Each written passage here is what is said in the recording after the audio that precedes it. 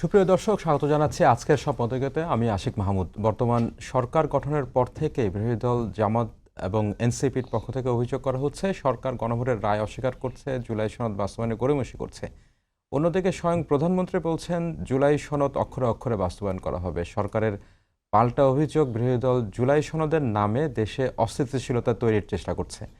গতকাল ঢাকা বিশ্ববিদ্যালয়েও প্রধানমন্ত্রী ছাত্রদের উদ্দেশ্যে বলেছেন সমস্যা সমাধানের জন্য স্থিতিশীলতা প্রয়োজন। আর রাজনৈতিক মহলে আলোচনা আছে সরকার ও বিরোধী দলের পাল্টাপাল্টি এই অভিযোগে চাপা পড়ে যাচ্ছে পতিত আওয়ামী সরকার ও অন্তর্বর্তী সরকারের তৈরি অসংখ্য সমস্যা। প্রাসঙ্গিক বিষয় নিয়ে আজকের সম্পাদকীয় সংকট সমাধানে স্থিতিশীলতা। এ নিয়ে আলোচনার জন্য স্টুডিওতে আছেন অ্যাডভোকেট মাসুদ আহমেদ তালুকদার, বিএনপি চেয়ারম্যানের উপদেষ্টা। মাসুদ আহমেদ তালুকদার, আপনাকে অসংখ্য ধন্যবাদ আমাদের সাথে যুক্ত হওয়ার জন্য। আছেন অ্যাডভোকেট শিশির মনির, কেন্দ্রীয় কর্মপরিষদ সদস্য জামাতে ইসলাম। শিশির মনির, আপনাকেও অসংখ্য ধন্যবাদ আমাদের সাথে যুক্ত হওয়ার জন্য। দর্শক, আপনারাও এই আলোচনায় সরাসরি অংশ নিতে পারেন। আলোচনায় অংশ নেওয়ার জন্য সরাসরি কল করতে হবে টেলিভিশনের পর্দায় দেখানো নাম্বারে। এছাড়াও ফেসবুকের মাধ্যমে আপনাদের মতামত পাঠাতে পারেন। আলোচনা শুরুর আগে জানিয়ে দিচ্ছি আজকের শিরোনাম। বহুল আলোচিত পদ্মা ব্যারেজ প্রকল্প একনেকে অনুমোদন। ব্যয় ধরা হয়েছে প্রায় ৩৫,০০০ কোটি টাকা। ২০৩৩ সালে শেষ হবে কাজ। উপকার পাবে রাজশাহী সহ ২৪ জেলার মানুষ। হাম ও উপসর্গে আরও ৮ শিশুর মৃত্যু। আক্রান্ত সন্তান নিয়ে ঢাকার হাসপাতালে ছুটছেন বাবা মা। ৭০% রোগী গ্রামের। পরিস্থিতিকে দুর্যোগ বললেন মন্ত্রী। বর্গফুটে ২ টাকা বাড়ল কোরবানির পশুর চামড়ার দর। রাজধানীতে লবণযুক্তের দাম ৬২ থেকে ৬৭ টাকা। ঢাকার বাইরে ৫৭ থেকে ৬২ টাকা নির্ধারণ। পাচার রোধ সতর্ক আইনশৃঙ্খলা বাহিনী। নারায়ণগঞ্জে গ্যাস লিকেজ থেকে একের পর এক বিস্ফোরণ। এবার বিদ্যুৎ কেন্দ্রের ক্যান্টিনে আগুন, দগ্ধ ১২। বার্ন ইনস্টিটিউটে ভর্তি ৩ জনের অবস্থা আশঙ্কাজনক। এবং ক্যাম্পাসে ঢুকে ছাত্রীকে ধর্ষণ চেষ্টা, বহিরাগত যুবকের। ক্ষুব্ধ জাবি শিক্ষার্থীরা। অভিযুক্তকে সিসিটিভি ফুটেজ দেখে শনাক্ত। আইনি ব্যবস্থার আশ্বাস।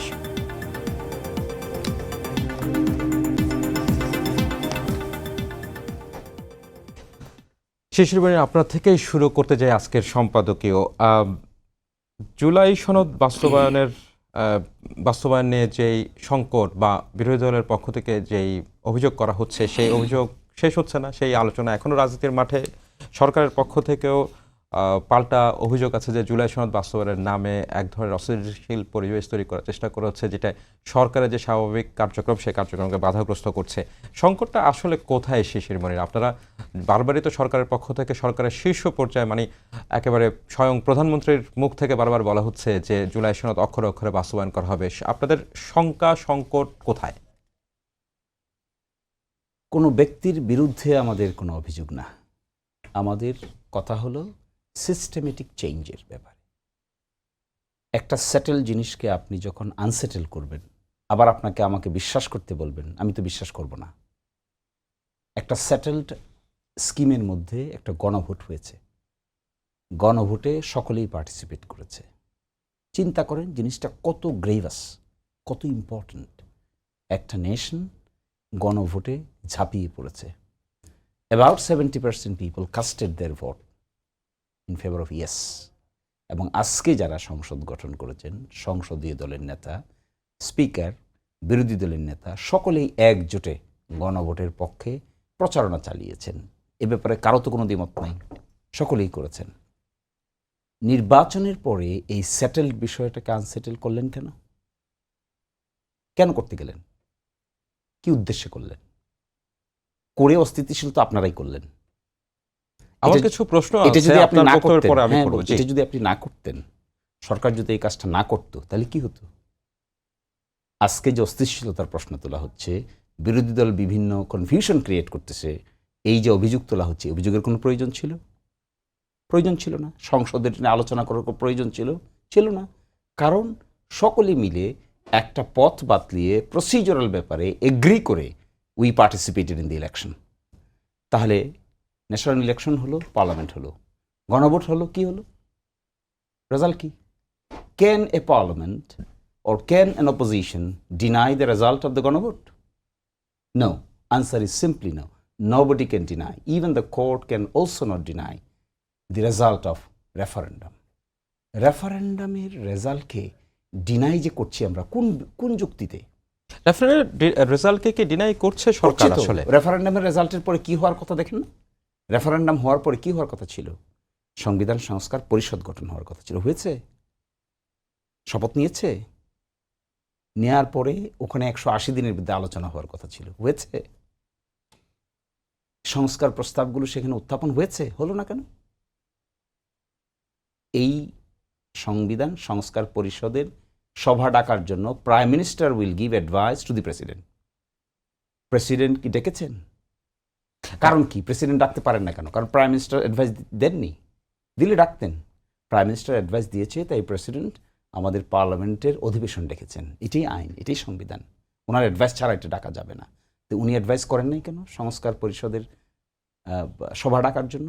বা প্রথম দিনেই কেন শপথ নেন নাই? প্রথম দিন সরকারের পক্ষ থেকে তো বলা হচ্ছে যে প্রক্রিয়ায় জুলাই সনদ বাস্তবায়ন যে আদেশ দেয়া হয়েছে রাষ্ট্রপতির পক্ষ থেকে, বর্তমান স্বরাষ্ট্রমন্ত্রী যিনি এই জুলাই সনদ তৈরির যেই প্রক্রিয়া চলেছে সেই কমিটিতে খুবই প্রম্পলি বিএনপির পক্ষ থেকে ছিলেন, তিনি বলছেন যে প্রক্রিয়ায় এই জুলাই সনদ বাস্তবায়ন আদেশ দেওয়া হয়েছে রাষ্ট্রপতি সেটি দিতে পারেন না, এবং তিনি ব্যাখ্যা করেছেন কেন এটি দিতে পারেন না, এবং সেই কারণে ওনারা বলছেন যে গণভোটের রায় সেটি বিএনপির পক্ষ থেকেও প্রচারণা করা হয়েছে হাতে ভোট দেওয়ার জন্য, কিন্তু যেইভাবে গণভোটের জন্য যেই আদেশ দেওয়া হয়েছে সেখানে যেই শর্তগুলো যুক্ত করে দেওয়া হয়েছে সেই 4টি শর্তের মধ্যে তার 3টি শর্তের সাথে তাদের দ্বিমত রয়েছে। কারণ তারা জুলাই সনদ বাস্তবায়ন করতে চান অক্ষরে অক্ষরে।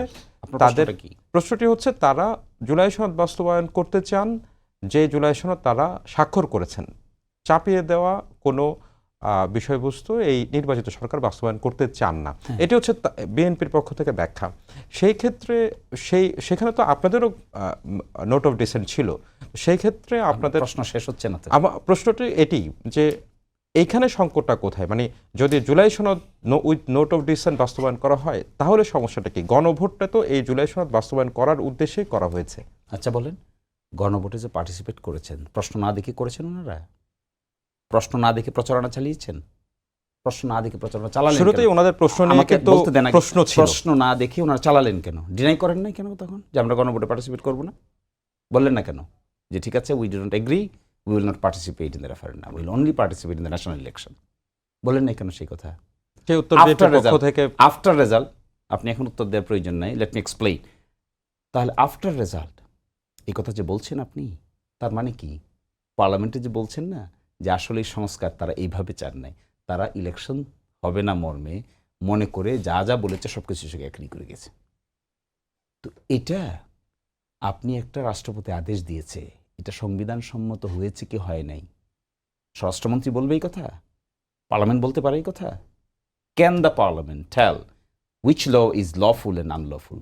Is it the duty of the parliament to declare which law is constitutional and unconstitutional? Only the Supreme Court can declare which one is constitutional and which is not constitutional. Parliament cannot declare it. Government cannot declare it. আপনি government, আপনি কি declare করতে পারেন কোন ল সংবিধান সম্মত হয়েছে কি হয়নি? You cannot. এবং they have also filed a writ petition before the High Court Division. That writ petition is pending. তো আদালতের ওই বিচার্য বিষয়ের জন্য বিচারের জন্য অপেক্ষা করতে হবে না? এর আগে যে ডিক্লেয়ার করে দিচ্ছেন unlawful, unconstitutional, not in accordance with law, and what jurisprudence? একটা নিজের জেদকে ঠিক রাখার জন্য পরিপূর্ণ বিচারিক ল্যান্ডস্কেপটা তো পরিবর্তন করা যাবে না। আপনি যদি পরিপূর্ণ বিচারিক ল্যান্ডস্কেপকে পরিবর্তন করে ফেলেন আপনার জেদকে ঠিক রাখার জন্য, যেটা বলছেন এটাই ঠিক অন্যটা ঠিক না, এই কথা যদি রাখতে চান মেজরিটির জুড়ে রাখতে পারবেন। ক্ষমতা আছে, মেজরিটি আছে, 2/3 মেজরিটি আছে, বলতে পারবেন। কিন্তু দিস ইজ নট প্রপার। আপনি পলিটিক্যাল কমিটমেন্টের জায়গায় you must show you are sincere. কি সিনসিয়ারিটি? গণভোটের মতো 70% মানুষের রেজাল্টের পরে যা গঠিত হওয়ার কথা ছিল তা গঠিত হলো না কেন? ডিভাইড হয়ে গেল। বিরোধী দল শপথ নিল, তারা শপথ নিলেন না, আপনারাই তো ডিভাইড করলেন। আপনারা যদি মনে করেন যে এই আদেশটা এরকম হয়নি, আপনারা এটাকে অন্যভাবে দেখবেন, তাহলে পার্লামেন্টে বিল আনবেন, আলোচনা হবে। আমি যদি একটা প্রশ্ন করি, সেটা হচ্ছে বিএনপি নির্বাচনের আগে তাদের যে ইস্তেহার, সেই ইস্তেহারের মধ্যে ক্লিয়ারলি উল্লেখ করেছে যে বিএনপি যদি জনগণের ভোটে রাষ্ট্র পরিচালনার দায়িত্ব পায়, তাহলে বিএনপি যেই জুলাই সনদে তারা স্বাক্ষর করেছে সেই জুলাই সনদ বাস্তবায়ন করবে। বিএনপি 2/3 আসন পেয়েছে এই নির্বাচনে, এই জাতীয় নির্বাচনে, ত্রয়োদশ জাতীয় নির্বাচনে। বিএনপি যদি সেই ইস্তেহার, সেই প্রতিজ্ঞা এবং সেই বক্তব্যের উপরে ভিত্তি করে জুলাই সনদ বাস্তবায়ন করতে চায়, যে এই জুলাই সনদ তারা স্বাক্ষর করেছে, সেইখানে আপনাদের দ্বিমতটা কোন, সেখানে আপনাদের দ্বিমত করতে পারেন কিনা, মানে সেখানে আপনাদের দ্বিমতটা কোথায়? প্রশ্ন হলো, একটা সেটেল ম্যাটারকে আনসেটেল করেছেন তারা, আনসেটেল করে এখন বলছেন যে আমরা এটাকে নিয়ে প্রপাগান্ডা করছি। তো গণভোটের ফলে কি হলো? 2/3 মেজরিটিতে যে ভোট হয়েছে, সেই ভোটের ফলে পার্লামেন্ট গঠিত হলো, এই তো। ইশতেহারের ভিত্তিতে কি গঠিত হয়েছে? গণভোট। ইশতেহারের ভিত্তিতে গণভোট হয়েছে, নাকি ইশতেহারের ভিত্তিতে পার্লামেন্ট নির্বাচন হয়েছে? পার্লামেন্ট নির্বাচন হয়েছে। তাদের 31 দফার ইশতেহার কোথায়? পার্লামেন্ট নির্বাচনের জন্য। আর গণভোটের ফলে কি গঠিত হবে? নাকি গণভোটের ফলে এটা ফাও? গণভোটের রেজাল্টটা কোথায় যাবে? কার কাছে যাবে? ফলশ্রুতিতে সাংবিধানিক ইম্প্যাক্ট কি? ফলশ্রুতিতে সংস্কার সভাটা কোথায়? তা যদি না থাকে, আপনি যদি এই আর্গুমেন্ট করেন, তাহলে কি দাঁড়ালো? আপনার ইশতেহার, উই রেসপেক্ট ইউর ইশতেহার, কিন্তু ইশতেহারকে আপনি গণভোটের মুখোমুখি দাঁড় করাচ্ছেন কেন? গণভোট তো সামথিং ডিফারেন্ট। ইশতেহার তো হলো জাতীয় নির্বাচনে জাতির কাছে বলেছেন যে আমরা এই বিষয়ে করব নির্বাচিত হলে। আর গণভোটের কি আলাদা ম্যান্ডেট আছে না? গণভোটে তো হ্যাঁ এবং না, আলাদা প্রশ্ন, আলাদা ম্যান্ডেট। ওই ম্যান্ডেটটাকে অস্বীকার করার যে দুঃসাহস তারা দেখাচ্ছেন, আমি মনে করি এটা পলিটিক্যালি তাদের জন্য সুইসাইডাল হবে। জি, এই বিষয়েই জানতে চাই অ্যাডভোকেট মাসুদ আহমেদ তালুকদার আপনার কাছে। এই যে দুঃসাহস আপনারা দেখাচ্ছেন, গণভোটের যে ম্যান্ডেটের সাথে গড়িমসি করে বিরোধী দলের পক্ষ থেকে বলা হচ্ছে, ব্যারিস্টার শিশির মনির বলছেন, সেই দুঃসাহসের ফলে বিএনপি কি জনগণ থেকে বিচ্ছিন্ন হয়ে পড়বে, যে বক্তব্য ওনারা দিচ্ছেন বিরোধী দলের পক্ষ থেকে, সেরকম কোনো সম্ভাবনা আছে কিনা? জি, আপনাকে ধন্যবাদ। ধন্যবাদ জনাব শিশির মনির এবং আমাদের বক্তব্য যারা শুনছেন। দেখুন, দুইটা জিনিস আমি খুব স্পষ্টভাবে বলে তারপর আমি একটা একটা করে, কারণ আমার বন্ধু অনেকগুলো কথা বলেছে। গণভোটের রায়কে বিএনপি অস্বীকার করেনি এবং করবে না, কমিটেড। জুলাই সনদ বাস্তবায়নের জন্য বিএনপি সরকার গঠন করার পরেও সরকার প্রধান যিনি মাননীয় প্রধানমন্ত্রী, তিনি টাইম অ্যান্ড অ্যাগেন আটারলি বলে যাচ্ছেন, এবং আদার মিনিস্টার্স অফ দি ক্যাবিনেট। এবার আমি আপনাকে খুব একটা একটা করে আমার বন্ধুর প্রশ্নের উত্তর দিচ্ছি আপনাকে। 12ই ফেব্রুয়ারি যে নির্বাচন হয়েছে, সেটা কি জুলাই সনদ অনুসারে হয়েছে, না সংবিধান অনুসারে? সংবিধান অনুসারে। যদি সংবিধান অনুসারে নির্বাচন হয়ে থাকে, তাহলে আর সংবিধানের বাইরে গিয়ে শপথ নেওয়ার কোনো উপায় ছিল কারো? এক, তাহলে আমাদের জাতীয় নির্বাচন জুলাই সনদ অনুসারে হয় না, সংবিধান অনুসারে হয়েছে। এর পরের প্রস্তাব হলো, জুলাই সনদ কি আইনে রূপান্তরিত হয়েছে? জুলাই সনদ কি আইন? এটা আমার বন্ধুরা যারা বিরোধী দল সংসদে এবং যারা বাইরের ময়দানে রাজনীতি করতেছে, তারা জুলাই সনদকে আইন বলে চালাচ্ছে, প্রপাগান্ডা করছে অসত্যভাবে। জুলাই সনদ কিন্তু আইন না। তাহলে জুলাই সনদ যদি আইন না হয়, তাহলে এর আর কার্যকরিতা কি এখনো সমাজে হওয়ার মতো কোনো শক্তি এটা অর্জন করেছে? Is there any force?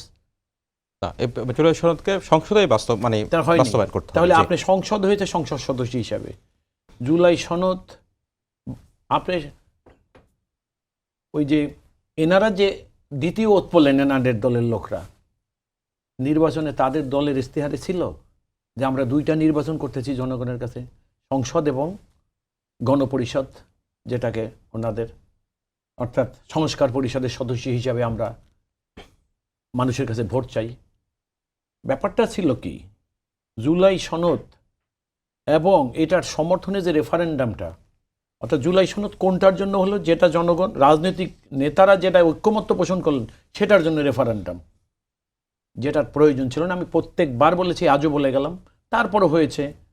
July সনদ বাস্তবায়নের সমর্থনে রেফারেন্ডামটা কেন দিলেন সম্মত হওয়ার পরেও? কারণ আপনি লক্ষ্য করবেন, যেই সরকারের আমাদের নির্বাচন হওয়ার পরে, যেই নির্বাচনে আজকের বিরোধী দল যারা সংসদে তারাও অংশগ্রহণ করেছে, কিন্তু সরকারের একটা তালবাহানা ছিল যে অচিরে জাতীয় নির্বাচন না দেওয়ার জন্যে। বিএনপি একটি সর্ববৃহৎ রাজনৈতিক দল, দেশের এবং দেশের অধিকাংশ মানুষকে প্রতিনিধিত্ব করে, তাদের দায়িত্বটা অনেক বেশি ছিল। কারণ 16 বছর রাজনীতি করেছে তারা, মানুষেরকে এই কথা বলে যে আমরা আপনাদের যেই ভোটাধিকার নির্বাচনে গেছে আমরা এটা আপনাদেরকে ফিরিয়ে দিব। সেই ভোটাধিকার আদায় করার জন্য বিএনপি নিরলসভাবে চেষ্টা করেছে এবং বিএনপি সেটাই। এবং আপনি দেখবেন আজকে তারা সংসদে বিরোধী দল, তারা কিন্তু তখনও বলেছিলেন নির্বাচনের আগে যে আমরা জুলাই সনদ বাস্তবায়ন না হলে নির্বাচনে যাব না। এমনও বলেছিলেন জুলাই সনদে স্বাক্ষর করব না। কিন্তু আপনি দেখেন তারা স্বাক্ষর করেছে, নির্বাচনে গিয়েছে। তাইলে বিষয়টা কোথায় গিয়ে দাঁড়ায়? দাঁড়াইলো এই যে জুলাই সনদ বাস্তবায়ন করবে কিভাবে? সংস্কার করে, সংশোধন করে। এখন এই জুলাই সনদ বাস্তবায়ন হবে সংশোধনের মাধ্যমে। তাহলে সংশোধন যদি করতে হয় আইনের, এটার প্রত্যেকটার মূল কথাটা তো আইনের সংশোধনের মধ্যেই তো সংস্কার করতে হবে। তাহলে সংবিধান ছাড়া, এবং জুলাই সনদের মধ্যে লেখা আছে, আপনি দেখেছেন প্রথম লাইনটাই লেখা ছিল যে জুলাই সনদ বাস্তবায়ন করা হবে সংবিধান সংশোধনের মাধ্যমে। তাহলে সংবিধান যদি আপনি সংশোধন করেন, তাহলে আপনার সংবিধান সংশোধন করার জন্য সংসদ ছাড়া আর কোনো পরিচয় নেই। যারা নির্বাচিত হয়েছেন সংসদ সদস্য ছাড়াও তাদের কোনো পরিচয় নেই। কিন্তু কেউ তো এই কথা বলেন নাই, আপনারা কেউ নির্বাচনের আগে একদিনও বলেন নাই যে আমাদের, কিন্তু ওনাদের কথা শুনলে কি মনে হয় যে দেশে এই 2026-এর 12ই ফেব্রুয়ারি যে নির্বাচন হয়েছে, এই নির্বাচনের পর এবং রেফারেন্ডাম হওয়ার পর বাংলাদেশে আর কোনো সংবিধান নাই। জুলাই সনদ সংবিধানের সেই স্থানটাকে দখল করেছে, এটা হলো ওনাদের বক্তব্য। আর আমাদের বক্তব্য হলো জুলাই সনদে আর্টিকুলেটেড যে বিষয়গুলো ছিল, যেটা সংবিধানে সন্নিবেশিত করে থ্রু অ্যামেন্ডমেন্ট, যেটা ওনারা সহ সকল রাজনৈতিক দল টু সাম এক্সটেন্ট কোনো সেভ অ্যান্ড এক্সেপশন কিছু কিছু ইয়াতে, যেমন বিএনপি কিছু কিছু বিষয়ে দ্বিমত পোষণ করেছে, ডিসেন্ট দিয়েছে, এবং তারা বারবার বলে গেছে। এবং আপনি দেখবেন ওই জুলাই সনদেই লেখা আছে রাজনৈতিক দল নির্বাচনে জেতার পরে তাদের দলীয় যে ইস্তেহারে উল্লেখিত বিষয়সমূহ তারা তাদের মতো করে নিতে পারবেন, সেটা কিন্তু ওনার। এবং এটা নিয়ে নানা রকম কথা বলে। এবং আরও মজার জিনিসটা আমি আপনাকে বলে দিই, এই জুলাই সনদের প্রস্তাবনা যারা তৈরি করেছেন, কনসেনসাস কমিশনের যারা সদস্য ছিলেন, একজন মানুষও কিন্তু বিএনপির আদর্শের রাজনীতিতে বিশ্বাস করা ছিলেন না ওইখানে, একজনও না। বরং আমার বন্ধুদের যে রাজনৈতিক দল, সেই দলের ছাত্র সংগঠন করা লোক 2 জন ছিলেন, আমি নাম বলবো না তাদের, কারণ তারা 2 জনই আমার বন্ধু, 2 জন এখানে ছিলেন। এবং আপনারা দেখবেন তাহলে জুলাই সনদ, এখানে যদি ওই বিএনপি এখন সরকার গঠন করার পর অ্যাবসলিউট মেজরিটি পাওয়ার পর ওনাদের ভাষায় সরে গেছে, তাহলে আপনি দেখেন আরও একটা অভিযোগ কী করে জানেন, যে জুলাই সনদে ওনারা যেটা সমর্থন করে আসছিলেন পরবর্তী সময় সেটা নাকি, এটার কাস্টোডিয়ান তো ছিলেন আপনারা। ওই সরকারের মধ্যে একটা বিশেষ ক্ষমতার বলয় আপনারা তৈরি করে ফেলেছিলেন আপনাদের লোককে দিয়ে। ওনারা তো, ওনাদের এই অভিযোগ তো আছে যে পাল্টা অভিযোগ আছে যে সেই অন্তর্বর্তী সরকারকে বিএনপিও নিয়ন্ত্রণ করার চেষ্টা করেছে। আমি আপনাকে খুব পরিষ্কার বলি, ওই সংস্কার কমিশনের যে রিপোর্ট বাস্তবায়নের জন্য যেটা খসড়া বা অনুমোদনের জন্য যেটাকে উপস্থাপন করা হয়েছিল, ওই কমিটিতে বিএনপি করে একটা লোকও নাই। বিএনপির রাজনীতি করতে ছাত্র সংগঠন বা পরবর্তী সময় বিএনপির রাজনীতি করতে এরকম একজন মানুষও ওইখানে ছিল না। কিন্তু ওনার দল করা, ওনার ছাত্র শিবির করা থেকে শুরু করে 2 জন মানুষ, আমি নাম বলে দিই তাইলে, এবং এটা আমার বন্ধু জানে তারা কারা, এবং তাদের স্বাধীনতা যুদ্ধের সময় বিতর্কিত ভূমিকা ছিল। আমি এর বেশি আর কিছু বলবো না। সেটার জন্য তারা সাজা পর্যন্ত খাটতে হয়েছিল। সেই সকল মানুষরা যদি আমাদের দলের লোক হয় তাহলে আমাদের কিছু বলার নাই। এমনও কথা বলেছে, আমি লক্ষ্য করেছি যে বিএনপি ওইখানে গিয়ে পরবর্তী সময় এই লেখাগুলো যেগুলো ওনারা এখন আপত্তি তুলছে, সেইগুলো ওনারা বলছে যে এগুলো পরিবর্তন করেছে। তাহলে ওনারা ছিলেন কাস্টোডিয়ান। ওনার বাড়িতে আমি গিয়ে পরিবর্তন করে দিয়ে আসলাম, উনি কী করলেন? ঘুমিয়েছিলেন সেখানে। অর্থাৎ মানুষের এটা হইল কি, আমি লক্ষ্য করলাম দেশে বিরোধী দলের একটা চরিত্র কি জানেন, যে বিরোধী দলটা এখন এমন একটা ব্যাপার হয়ে দাঁড়িয়েছে যে বিরোধী দল মানে একটা উগ্র মূর্তি, মানে অশালীন ভাষা, বাস্তবতা বিবর্জিত কথাবার্তা, উগ্রতা প্রদর্শন, এগুলোই বোধহয় বিরোধী দলের রাজনীতি। কিন্তু আমরা যেটা মনে করেছিলাম গত 16 বছর যখন আমাদের বন্ধুদের সঙ্গে আমরা স্বৈরাচারের বিরুদ্ধে আন্দোলন করেছিলাম, তখন আমাদের মধ্যে একটা অঘোষিত কনসেন্সাস, এই কনসেনসাস কমিশনের আগেও কিন্তু আমাদের একটা কনসেনসাস ছিল। না, কিন্তু আমরা কিন্তু অ্যাপারেন্টলি বেশ প্রম্পট একটা সংসদে, প্রথম সংসদে যে প্রথম অধিবেশন হলো, সেই শেষ হলো, সেটাতে মোটামুটি ভালো একটা সংসদ আমরা দেখলাম। মানে খুব বিরোধী দলের যে মাঠের যে রাজনীতি, সেই মাঠের রাজনীতি একটু তো কাদা ছোড়াছুড়ি হবেই, কিন্তু আমরা কিন্তু খুব বিশাল বড় সংঘাত সহিংসতা দেখি নাই কিন্তু এই গত 2.5 মাসে সরকার গঠনের পর থেকে বিরোধী দলের সাথে। হ্যাঁ, বিরোধী দলের বিরোধিতা আছে, কিন্তু সেটি খুব মানে ভয়াবহ সহিংসতার আকারে গেছে। বা বিরোধী দল বিরোধিতা করবে, সরকারের সিদ্ধান্ত সমালোচনা করবে, বিরোধী দলটাই আসলে এটা। সংসদে বিরোধী দল মানি হলো এটাই যে সরকারকে ক্ষমতার কারণে যেন সরকার স্বৈরাচার হয়ে না যায়, সরকার যেন জনগণের মতামতকে তোয়াক্কা না করে, মানে অস্বীকার না করে, সরকার যেন স্বেচ্ছাচারিতা করে মানুষের চেক দেয়া, এইটাকে চেক দেওয়ার ক্ষমতা বিরোধী দলের নাই। কিন্তু বিরোধী দল সরকারের এই ধরনের কোনো দুর্বলতা থাকলে সেগুলা সমালোচনা করবে, গঠনমূলকভাবে সরকারকে সংশোধন করার জন্য সহযোগিতা করবে, এগুলা বলে। এবং সরকারের প্রকৃত বন্ধুই কিন্তু সংসদে বিরোধী দল। কারণ সরকার যদি উদাসীন হয়ে ভুল করতে যায়, বিরোধী দল সেগুলোকে, কিন্তু আপনাকে মনে রাখতে হবে সরকারের যে শুদ্ধ কাজটা, সরকার যেখানে কোনো মানে ভুল করছে না, অন্যায় করছে না, বরং সরকার সতর্কতার সঙ্গে তার কমিটমেন্টকে বাস্তবায়ন করার চেষ্টা করছে, সেটাকেও যখন আপনারা অসত্য বলে উপস্থাপন করছেন, তখন তো প্রশ্ন এসে যাচ্ছে যে দায়িত্ববোধ বিরোধী দলের আছে সংসদে গিয়ে মানুষের সরকারের বিষয়গুলোকে বস্তুনিষ্ঠভাবে সমালোচনা করা। তারা বস্তুনিষ্ঠ সমালোচনার পরিবর্তে তারা অসত্য প্রোপাগান্ডা যখন চালায়, এটা যখন হয়ে যাবে, তাহলে বিরোধী দল একটা মনে রাখবেন, আমাদের দেশের সংস্কার কিন্তু শুধু জনগণ নির্বাচন করে না, আমাদের দেশে বিরোধী দলও কিন্তু জনগণেরই নির্বাচিত। জি, আপনার বক্তব্যটি পরিষ্কার। তো আমি কথাটা এইভাবে শেষ করি।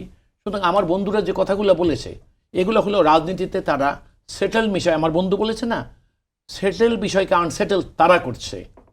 সেটেল কি ছিল পরিষ্কার দেখেন, সেটেল কি ছিল যে আমরা সংবিধান সংশোধন করে যেগুলো অসম্মতি ছিল সেগুলোর বাইরে সবগুলোকে আমরা সংশোধন করব, আইনে রূপান্তর করব। এক। দ্বিতীয়টা দেখেন আপনি, এই একটা অধিবেশন হয়ে গেছে সংসদের, সেখানে দ্বিতীয়টা যে সমস্ত জিনিসগুলোকে বিল আকারে উপস্থাপন করা হয়নি, সেগুলো সম্পর্কে সরকার এবং লিডার অব দি হাউস পার্লামেন্টে বলেছেন আমরা এগুলোকে পরীক্ষা নিরীক্ষা করে, আইনমন্ত্রী বলেছেন যে আমরা এগুলোকে আবারও পরীক্ষা নিরীক্ষা করে আরও উত্তম আইন রূপান্তর যাতে করা যায় সেভাবে করে আমরা উপস্থাপন করব। তাহলে জুলাই সনদের যে সমস্ত সম্মতি, আর জুলাই সনদের সম্পর্কে আমার একটা কথা আমি বারবার বলছি, এটা এখন একটু বলি, আমি আপনাকে দিয়ে দিচ্ছি। এই রেফারেন্ডামটার আসলে কোনো প্রয়োজন ছিল না। রেফারেন্ডামটা ছিল কেন? এদেশে কিছু অরাজনৈতিক দলকে ইম্পোর্ট করেছিল, যারা এই অরাজনৈতিক দলগুলো কারা ছিল, বিদেশ থেকে আনা, এরা ছিল ওই যে কি বলে এনজিওজীবী এবং পরগাছা। তাদের সাথে চিরকালই রাজনীতিকদের, আমার বন্ধুর রাজনীতির সঙ্গেও রাজনৈতিক দলের সঙ্গে তাদের একটা বৈপরীত্য চিরকাল ছিল। তাদের একটা ধারণা রাজনীতি করা মানুষটা কিছু বোঝে না, দেশকে ভালোবাসে না, দেশের ভালোবাসা সব ওই অরাজনৈতিক লোকদের, যারা রাজনীতিবিদদেরকে বা রাজনৈতিক করা মানুষদেরকে কখনো গ্রহণ করতে পারে না স্বাভাবিকভাবে। সে কারণেই বারবার ক্ষমতা হানা দেওয়ার চেষ্টা করেছে, রাজনীতিকে সরিয়ে দিয়ে অরাজনৈতিক ব্যক্তিরা রাষ্ট্র ক্ষমতা দখল করার। এবং আপনি দেখবেন সেই জন্য তারা এসে কী করলেন, যখন রাজনৈতিক দল তাদের ডাকে এসে সম্মতি দিলেন যে আমরা এটা জুলাই সনদ বাস্তবায়ন করব, এই আমাদের সম্মতি, এই আমাদের অসম্মতি, তাহলে তো আর কোনো দ্বিমত থাকে না। এবং আমাদের রাজনৈতিক দলের সম্মতিতে সংবিধানের চেয়ে বড় বড় সংশোধনী এর আগেও হয়েছে, তাহলে আমাদের প্রেসিডেন্সও আছে। কিন্তু ওনারা কি করলেন যেন, ওনাদের মাতবরি দেখার জন্য এবং রাজনীতিবিদদের থেকে বেশি বোঝার যে একটা পণ্ডিত্য জাহির করার জন্য তারা কি করলেন যে না তোমরা রাজি হয়েছে, তারপর আমরা তোমাদেরকে বিশ্বাস করি না। সেই জন্য তারা করলেন কি, অন্যায়ভাবে একটা চাপ দেওয়ার জন্য তারা একটা রেফারেন্ডামের মতো একটা প্রহসন করলেন। আর রেফারেন্ডাম এই দেশের প্রয়োজন, জাতির প্রয়োজনে উত্থিত হয়েছে না। প্রশ্নটা আসলে শুধুমাত্র রেফারেন্ডামের গণভোটের বিষয় না, গণভোট নিয়ে কিন্তু বিএনপিও এগ্রি করেছে শেষ পর্যন্ত। ইনফ্যাক্ট বিএনপিরই সালাউদ্দিন সাহেবেরই ছিল যে এটা গণভোটের মাধ্যমে সলিউশন হতে পারে। যেটা প্রশ্ন যেটি চলে এসছে, গণভোটের যে শর্তগুলো দেওয়া হয়েছে সেটাতে বিএনপির বিরোধ ছিল। একটা লাইনে শেষ করে দিয়ে আমি আপনি চলে যান। জুলাই সনদের যে সব বিষয়ে বিএনপি সম্মত হয়েছে, বিএনপি সেখান থেকে সরে যায় নাই। আমাদের বিরোধী দল বা জামাতে ইসলাম এবং এনসিপি বলতেছে বিএনপি সরে গেছে, অর্থাৎ বিএনপি নামে যে কথাগুলো ওনারা বলছে এটা ওনাদের কল্পনা থেকে, বাস্তবতা ভিন্ন। জি, ধন্যবাদ। আপনার বক্তব্য পেয়েছি। জনাব শিশিরমণি, একই প্রশ্ন আবারও, এটি একটু সংক্ষেপে উত্তর দেওয়া যাচ্ছে, আমরা আরেকটি বিষয়েও যাব। সেটি হচ্ছে যে আবারও আমরা দেখলাম সরকারি দলের পক্ষ থেকে অ্যাডভোকেট মাসুদ আহমেদ তালুকদার আবারও বললেন যে আপনারা এক ধরনের প্রোপাগান্ডা চালাচ্ছেন। আমি এর সাথে একটু করে যুক্ত করতে চাই, সেটি হচ্ছে বিরোধী দলের পক্ষ থেকে এক ধরনের আলোচনা রাজনীতির মাঠে ছিল যে বিএনপি ভারত ঘেঁষা হয়ে পড়ছে কিনা, ভারত ঘেঁষা হয়ে পড়ছে এরকম। আমরা দেখলাম যে ৬৬ বছর পরে পদ্মা ব্যারেজ বাস্তবায়ন করার জন্য আজকে একনেকে প্রধানমন্ত্রী সেটি অনুমোদন দিয়েছেন এবং সেখানে স্পষ্টতই ভারতের বিরোধিতা রয়েছে এই বিষয়গুলোতে, পদ্মা ব্যারেজ, তিস্তা ব্যারেজ, এই বিষয়গুলোতে। তো যেই সরকারকে আপনারা ভারতমুখী সরকার হিসেবে দেখানোর চেষ্টা করছেন বা বিরোধী দলের পক্ষ থেকে দেখানো হচ্ছে, সেই সরকারই আবার ভারতের বিরুদ্ধে গিয়েই হচ্ছে বড় মেগা প্রকল্প নিচ্ছে। যেই সরকারের যেই দলের বিষয়ে বিরোধিতা হচ্ছে, যে এনসিপি নাহিদ ইসলাম, তিনি বলছেন যে হেফাজতে ইসলামের সময় বিএনপির যে ভূমিকা, সেই ভূমিকা নিয়ে আলোচনা করা দরকার। প্রধান একটি বড় রাজনৈতিক দল হিসাবে তার ভূমিকা কী ছিল? এই এই প্রশ্নগুলো কি শুধুমাত্র বিরোধিতা করার জন্যই রাজনীতির মাঠে নিয়ে আসা কিনা, এটি কিন্তু একটি বড় আলোচনা আছে সরকারের পক্ষ থেকে, বিএনপির পক্ষ থেকে, আপনাদের বিরোধী দলের পক্ষ থেকে। জি, দেখুন, দু একটা প্রশ্নের উত্তর দিব, সবগুলোর উত্তর দিব না। আমার লার্নেড ফ্রেন্ড বলেছেন যে রেফারেন্ডামের কোনো প্রয়োজন ছিল না। তো শহীদ প্রেসিডেন্ট জিয়াউর রহমান রেফারেন্ডাম করেছিলেন কেন, কী জন্য প্রয়োজন ছিল সেটা? মার্শাল লকে ভ্যালিডিটি দেওয়ার জন্য নাকি, না নিজের নেতৃত্বকে জাহির করার জন্য? কী জন্য দিয়েছিলেন তিনি? তখন তো রেফারেন্ডামের আইন ছিল। কোথায় আইন ছিল না? দেয়ার ওয়াজ নো ল। কোথায় পেলেন আপনি রেফারেন্ডামের আইন ছিল? জিয়াউর রহমান সাহেব যখন রেফারেন্ডাম দিয়েছে, বাংলাদেশের সংবিধানে কোনো রেফারেন্ডামের বিধান ছিল না। This is for the first time. Referendum দিয়ে প্রশ্নটা কী ছিল? Ziaur Rahman Ziaur Rahman major general Ziaur Rahman BU কর্তৃক গৃহীত সকল নীতি পদ্ধতির সাথে আপনি একমত কিনা। মানুষ হানা ভোট দিয়েছে ভ্যালিডিটির জন্য, লেজিটিমেসির জন্য। আপনি 5ই আগস্ট থেকে 12ই ফেব্রুয়ারি পর্যন্ত কিভাবে লেজিটিমেসি দিবেন? কোন কায়দায় দিবেন লেজিটিমেসি? 5ই আগস্টে যা হয়েছে সংবিধান মেনে হয়েছে। 5ই আগস্ট থেকে শুরু করে আমার লার্নেড ফ্রেন্ড বলেছেন, আপনিও দেখলাম ওনাকে সাপোর্ট করেছেন, যে নির্বাচন কি জুলাই সনদ অনুসারে হয়েছে নাকি সংবিধান অনুসারে হয়েছে? নিশ্চিতভাবে সংবিধান অনুসারে নির্বাচন হয় নাই, নিশ্চিতভাবে না। এটা যে বাজার অস্বীকার করবে, এই নির্বাচনটিকে অসাংবিধানিক বলছেন? বলছি না, আমি আপনাকে দায়িত্ব নিয়ে বলছি, সংবিধান ইন্টারপ্রিট করে বলছি। নির্বাচন সংবিধান অনুযায়ী কোথায় পেলেন আপনি? সংবিধান অনুযায়ী 5ই ফেব্রুয়ারি নির্বাচন হবে পেয়েছেন? কোন আইন আছে? সংবিধানের কোন অনুচ্ছেদ আছে? কোন অনুচ্ছেদ দেখাই বলতে পারবেন না? সেই অন্তর্বর্তী সরকারটি তো সুপ্রিম কোর্টের একটি this is what is the misconception. এই জন্য তো ডিপ ডিসকাশন হওয়া দরকার। এগুলো এত ডিপ ডিসকাশন হওয়া দরকার যে বিএনপি সকলকে নিয়ে একটা অন্ধকারের দিকে চলে যাচ্ছে। বিএনপির মনে নেই 5ম সংশোধনীতে বাংলাদেশের সুপ্রিম কোর্ট তাদের করা সকল কাজকে ব্রাশ করে দিয়েছে? ভুলে গেছে বিএনপি? কেন ব্রাশ করে দিয়েছে? কারণ সেই থেকে শিক্ষা নিয়ে একটা সংবিধান সংস্কার পরিষদ গঠন করে 5ই আগস্ট থেকে 12ই ফেব্রুয়ারি পর্যন্ত আলোচনা করে আমরা যদি একটা রিয়েল সেন্সে লিগ্যাল ফ্রেমওয়ার্ক দিতে পারতাম, ভবিষ্যতে বিএনপি মুক্ত থাকত। বলেন তো দেখি, 5ই আগস্ট থেকে 12ই ফেব্রুয়ারি পর্যন্ত কোনো কালে যদি প্রশ্ন উত্থাপিত হয় সাংবিধানিক ছিল কি ছিল না, তাহলে বিএনপি সরকার এই প্রক্রিয়া আনসারটা দিতে দেন আগে। এই প্রক্রিয়ায় বিএনপি সরকার যে গঠিত হয়েছে তার বৈধতা নিয়ে প্রশ্ন উঠবে না, নির্বাচন নিয়ে প্রশ্ন উঠবে না, রেফারেন্ডাম নিয়ে প্রশ্ন উঠবে না। সেগুলোর সলিউশন কি? প্রশ্ন করলে ওনারা উত্তর দেন সংবিধানের 4র্থ তফসিলে তারা একটি প্যারাগ্রাফ যোগ করে দিবেন ট্রানজিশনাল পিরিয়ড নামে। তো ট্রানজিশনাল পিরিয়ড নামে 5ম সংশোধনীর মামলায় ট্রানজিশনাল পিরিয়ড নামে 4র্থ তফসিলে আপনারা অ্যাড করেছিলেন, সেটা একটু সুপ্রিম কোর্ট বাদ করে দিয়েছে। সেইখান থেকে শিক্ষা নিয়ে ডিপ লেখাপড়া করে যদি এখানে সলিউশন বের করতে না পারা যায়, তাহলে সুপারফিশিয়ালভাবে যে সলিউশন আপনারা বের করতে পারছেন, সময়ের প্রেক্ষাপটে সব কিছু ব্রাশেটাস হয়ে যাওয়ার সম্ভাবনা রয়েছে। আরেকটা কথা দেখেন, আপনি দেখবেন জুলাই জাতীয় সনদ সংবিধান সংস্কার বাস্তবায়ন আদেশ 2025। জুলাই সনদ কোনো আইন না, কনফিউশন করার কোনো কারণ নাই। জুলাই সনদ ইজ নট ল। তাহলে লটা কি? লটা হলো জুলাই জাতীয় সনদ সংবিধান সংস্কার বাস্তবায়ন আদেশ। সেখানে কি লেখা আছে? এই আদেশ জারির অব্যবহিত পরে একটা জাতীয় সংসদ নির্বাচন অনুষ্ঠিত হবে। যেদিন জাতীয় সংসদ নির্বাচন অনুষ্ঠিত হবে একই দিন একটা গণভোট অনুষ্ঠিত হবে। এই সমস্ত কথা আপনি সংবিধানের কোথাও পাবেন খুঁজে?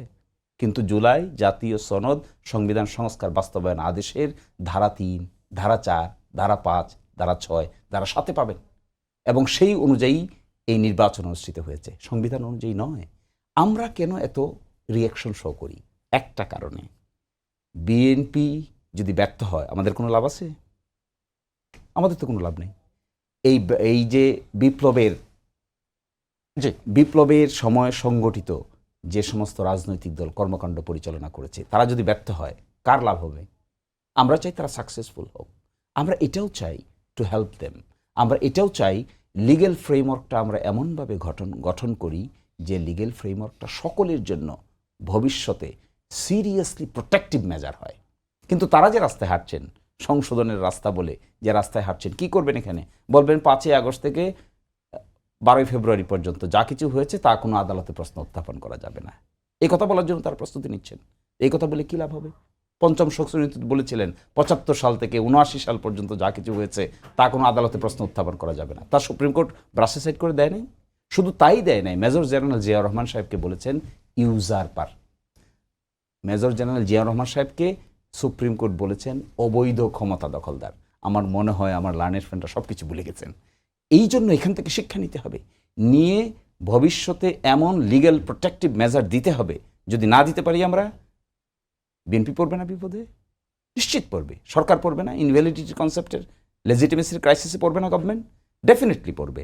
রেফারেন্ডামেই বলেন আর পার্লামেন্ট গঠনেই বলেন, ডেফিনেটলি ক্রাইসিসে পড়বে। আমরা কি আমাদের জন্য বলছি? আমরা কিন্তু ওনাদের সহই বলছি। কেন বলছি? কারণ আমরা বিপ্লবের অনুষঙ্গ, ওনারা অনুষঙ্গ, আমরা অনুষঙ্গ, এনসিপি অনুষঙ্গ। ধন্যবাদ শিশির মনির। মাসুদ আহমেদ তালুকদার যেটি বলছেন যে বিএনপির প্রয়োজনেই, বিএনপির লেজিটিমেসির প্রয়োজনেই হচ্ছে এটিকে এভাবে করে সলভ করা প্রয়োজন। আপনি কি বলবেন সংক্ষেপে? আমরা আরেকটি বিষয় নিয়ে একটু আলোচনা করবো আমাদের শেষের দিকে অনুষ্ঠান। জি দেখুন, আমার বন্ধুর কথা শুনলে মনে হচ্ছে যে জামাতে ইসলাম এখন শহীদ জিয়ার আদর্শ বাস্তবায়ন পরিষদের রূপ নিতে যাচ্ছে। ওনাদের কথা শুনলে আমার তাই মনে হয়। শহীদ জিয়া রেফারেন্ডাম কেন দিয়েছিলেন?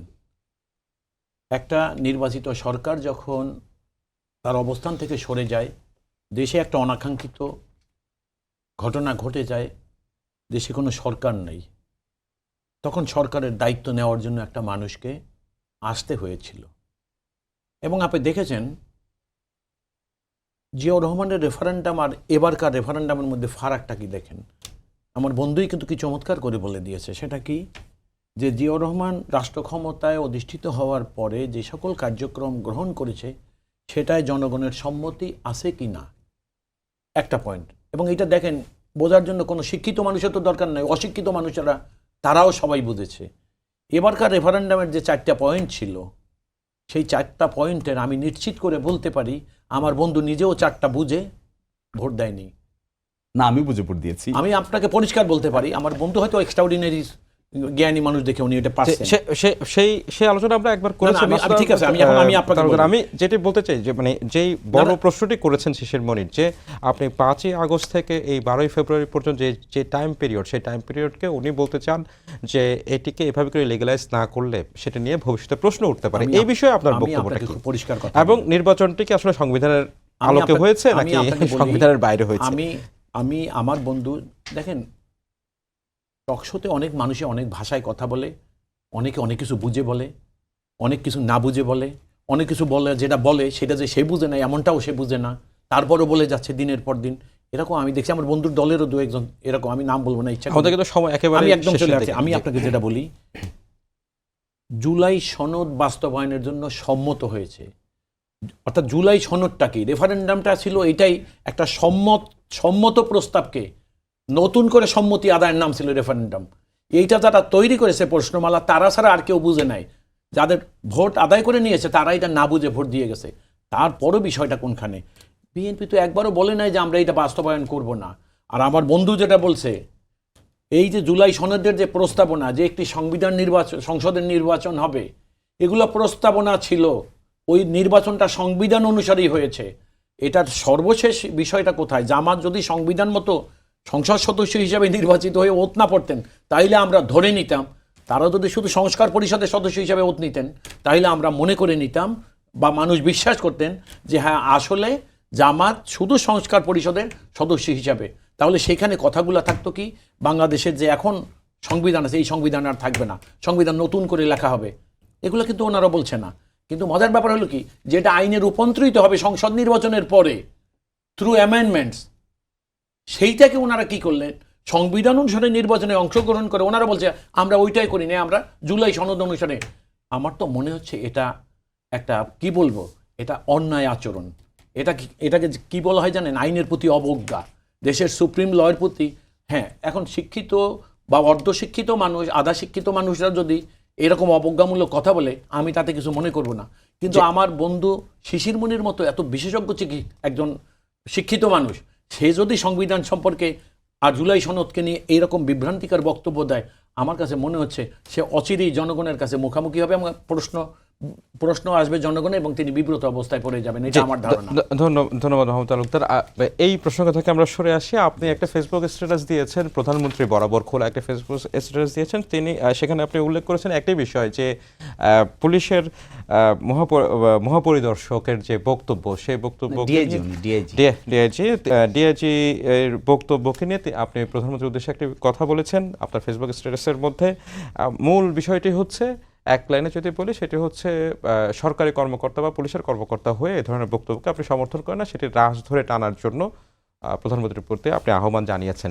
আমার প্রশ্নটি হচ্ছে, সরকারি কর্মকর্তা হলেও বা সরকারি কর্মকর্তা কর্মচারী হলেও তার রাজনৈতিক আদর্শ থাকতে পারে কিনা, এবং সেই ডিআইজি যদি এর আগে পতিত আওয়ামী লীগ সরকারের সময় নিপীড়ন নির্যাতনের মধ্যে থেকেও সেই আদর্শ থেকে বিচ্যুত না হন, সেই কথা তিনি প্রধানমন্ত্রীর সামনে বললে সমস্যাটা কোথায়? খুবই সংক্ষেপে বলতে হবে শিশির মনির, আমি আপনার পরে ওনার লাস্ট মন্তব্যটি নিব। তিনি একজন সরকারি কর্মচারী, তার আবেগ থাকতে পারে, তার আদর্শ থাকতে পারে, তার মনে লালিত অনেক অভিজ্ঞতা থাকতে পারে, কিন্তু সেটা তার সরকারি দায়িত্ব পালনে কোনো প্রভাব ফেলা যাবে না। এটা ব্যক্তিগত ব্যাপার, আপনারও আছে, আমারও আছে, আমাদের সকলেরই আছে। এটা আমরা ব্যক্তিগত আলাপচারিতায় বলবো, কার সাথে আমার কি যোগাযোগ ছিল, কার প্রতি আমি অধিকতর বেশি নমনীয়, কাকে আমি বেশি পছন্দ করি, কার চলন বলন কথন আমার কাছে ভালো লাগে, এটি আমি পাবলিক ফোরামে যখন বলবো, there will be bad message. এটাই আমরা অতীতে দেখেছিলাম। আমরা দেখেছিলাম কোনো সরকারি কর্মচারী রাজনৈতিক দলের নেতৃবৃন্দের মতো আচরণ করতেন। এতে সাইকি অফ দি কর্মচারীর মধ্যে নেগেটিভ প্রভাব পড়বে। এটা আমাদের জন্য দরকার না, এটা সরকারের জন্য দরকার। আমি এক্সপেক্ট করেছিলাম মাননীয় প্রধানমন্ত্রী ওনাকে থামিয়ে দিবেন, অথবা মাননীয় হোম মিনিস্টার ওনাকে থামিয়ে দিবেন। না, এখানে এগুলো বলার বিষয় না। If you have anything to share with me, share me personally. It's not in public place. If you share in the public place, that will ultimately affect or remind the earlier circumstances যেগুলো আমরা face করেছি। আমরা দেখি নাই DMP commissioner একজন মন্ত্রীর মতো আচরণ করতে, দেখেছি তো আমরা, এবং সেগুলো আমাদের সাইকোলজিতে খারাপ ধারণার জন্ম নেয়। আমি অবশ্যই তার ব্যক্তিগত সফটনেসকে, ইমোশনকে সম্মান জানাই, থাকতেই হবে, এবং থাকাটাকে অস্বাভাবিক কিছু না, কিন্তু not in public domain, not in public place, individually থাকবে। জি, ধন্যবাদ। একই প্রশ্ন আপনার কাছে। প্রশ্নটি হচ্ছে ঠিক উল্টো করে যদি বলি, সেটি হচ্ছে সরকারি কর্মকর্তা হিসেবে তিনি জাতীয়তাবাদী আদর্শে বিশ্বাসী, সেটি প্রধানমন্ত্রীর সামনে বলাটা প্রয়োজন কেন? সরকারি কর্মকর্তা হিসেবে তিনি যদি সরকারি দায়িত্বই সঠিকভাবে পালন করেন, তাহলেই তো সরকারকে সহযোগিতা করা হয়। মানে এটি কেন প্রধানমন্ত্রীর সামনে উপস্থাপন করতে হবে একজন সরকারি কর্মকর্তা, বিশেষ করে যিনি সাধারণ মানুষ আইন শৃঙ্খলার সাথে নিয়ন্ত্রণ করার সাথে সম্পৃক্ত মানুষ? দেখুন, একজন পাবলিক সার্ভেন্ট কি সিটিজেন না দেশের? আমরা লাস্ট এক মিনিট। পাবলিক সার্ভেন্ট তো দেশের সিটিজেন। জি, তার সিটিজেন রাইট তো পাবলিক সার্ভেন্ট হওয়ার পর কাটেল হয়ে যায় না। নাম্বার ওয়ান, পাবলিক সার্ভেন্ট কি ভোট দেয় না? এবারের নির্বাচনে 12ই ফেব্রুয়ারি নির্বাচনে পাবলিক সার্ভেন্টরা কি সব গোপনে গিয়ে জামাত ইসলামকে ভোট দিয়ে আসছিল? সব গোপনে কি বিএনপিকে দিয়েছে? হ্যাঁ, বলেন। তাহলে যারা রাজনীতি নির্বাচনে আসে তারা অনেকে ভোট দেয়, এবং তাদের অনেকের বিশ্বস্ত রাজনৈতিক দল যদি নির্বাচনে না থাকে তারা ভোট দেওয়া থেকে বিরতও থেকেছে। এই ঘটনা আমরাও জানি, আমার বন্ধুরাও জানে। মল্লিক যে বক্তব্যটা দিয়েছে, হি ইজ এ ডিএজি, গত 16টা বছর এই মল্লিক চাকরি করেছে আমাদেরকে APBN শেষ করতে হবে, আমি শেষ শেষ করছি 30 APBN সেকেন্ড। চাকরি করতো, সেখান থেকে সে কিন্তু প্রমোশন পেয়ে এবং কেয়ারটেকার গভর্নমেন্টের আমলে এসে অর্থাৎ ইউনূসের গভর্নমেন্টের সময় আইসা কিন্তু সে পুলিশের ডিআইজি হয়েছে। আপনি দেখেন, যে আমাদেরকে শেষ করতে না, আমি হবে, বলছি জি, একটা জি। স্বৈরাচার সরকার, উনি দু একজনের উদাহরণ দিলেন, এই মল্লিকের যদি রাজনৈতিক পরিচয়টাকে ওই রকম প্রকাশ পাইতো, এখন ও কেন এই বক্তব্যটা দিয়েছে সেটার কারণটা হলো এই, আর 10 দিন পর সে অবসরে যাচ্ছে। জি তার না যে আমার জীবদ্দশায় সম্ভবত এই একবারই আমি সুযোগ পেলাম যে দেশের মাননীয় প্রধানমন্ত্রীর সামনে আমার আবেগটা প্রকাশ করার। জি, থ্যাংক ইউ, ধন্যবাদ। আমাদের সুতরাং এখানে- একেবারে এখানে থামিয়ে দেওয়া তাকে, জি, এটা জি। প্রধানমন্ত্রী অত্যন্ত বিচক্ষণতা। এই ছিল আজকের সম্পাদকীয়তে। আগামীকাল আবারও দেখা হবে একই সময়ে। শুভরাত্রি।